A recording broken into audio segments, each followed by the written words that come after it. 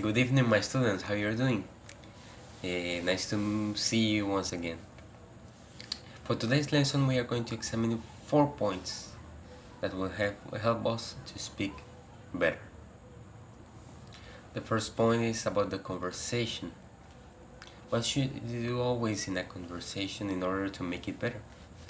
Well, we have some ideas. What do you do when someone make you questions? You are you just say yes, no, or maybe. Are you the ones that used to answer that way?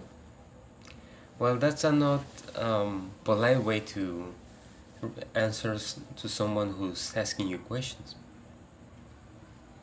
Surely this person is asking you because he wanted to know you better. Well, what should you do? Well, you should answer in whole phrase. Give more information about you. And then when you explain or you give the correct answer for the question, then you could ask him or her a question that will show you that you are interested too in that person. So if you make that, it will be like a ping pong game. Someone asks, the other answer, then the other asks the other answer. What could you do to continue making that? Well, when you're going to introduce yourself, give more details about you, and then ask for the person to introduce himself to you. The second point that we are going to examine is about asking information that you didn't hear or you didn't understood. But how could you do that? Well, there are many ways, but I would like to recommend you for do it in a polite way. So how you do that? Well, if you don't understood that point because of the noise of the place, because of the fastest the person who's talking with you has in his speaking, or his speaking way it isn't clear because he don't open the mouth, but you wanted to rescue that idea. What should you do? Well, you can ask him or her the information once again.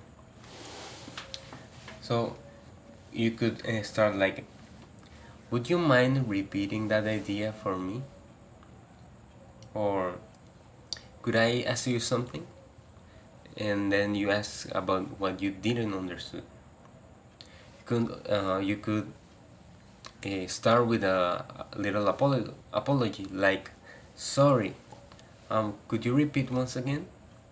Oh, sorry to interrupt you, but I wanted to know exactly what you mean. So, or you can admit that you didn't understood something, like saying like, I didn't catch that, I didn't get that, or I want to make sure I heard that right. So that's common to happen in while we're speaking with someone. Okay. Then the third point is the dates. How do you give a date in English? Well, here in our country and many other countries, we used to give the day, the month, and the year. In American English, they say the month first, then the day, and then the year. And there's something else. When they say the day, they don't say 1, 7, 9. They say 9th, 7th, 11th. They put a th. In British English, this th is right. In English and American English, it isn't.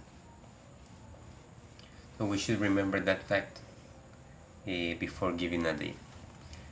Well, finally, the fourth point is the transportation. When we speak about it, we used to make so many mistakes.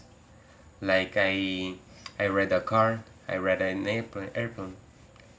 You don't ride because ride means that you are on the thing that you are traveling on.